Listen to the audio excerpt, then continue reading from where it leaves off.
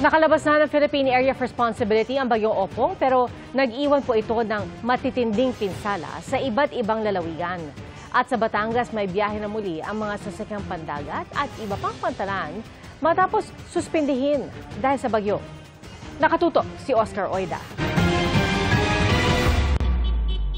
Tila blockbuster ang pila ng masasakyang sasampa ng Roro sa Batangas Port matapos maantala ng ilang araw ang biyahe bunsod ng masamang panahon.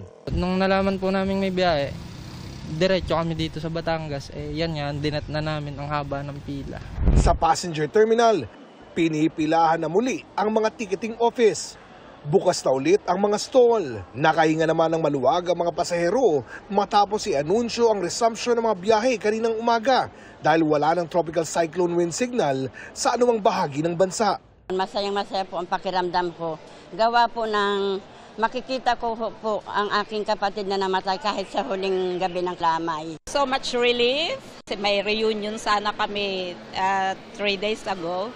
Matutuloy na talaga. Pero ayon sa pamunuan ng Batangas Port, asahan pa rin daw ang mga delay sa biyahe. Magkakadelay talaga yung pag-alis ng iba because kumbaga yung mga barko talaga lahat wala dito sa pantalan ng Batangas. Galing silang taguan, tumago sila, medyo malalayo yung pinagtaguan nilang mga area. Yung mga ibang nakuha pa lang ng ticket ngayon, hindi pa sila ang priority makasakay. Mauuna talaga yung nasa loob ng boarding area.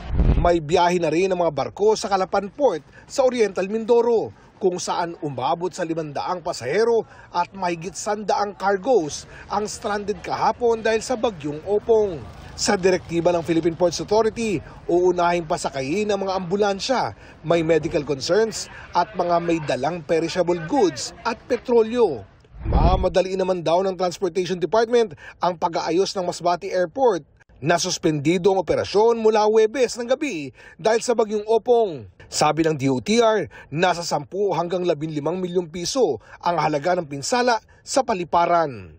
Para sa GMA Integrated News, Oscar Oida, nakatutok, 24 oras.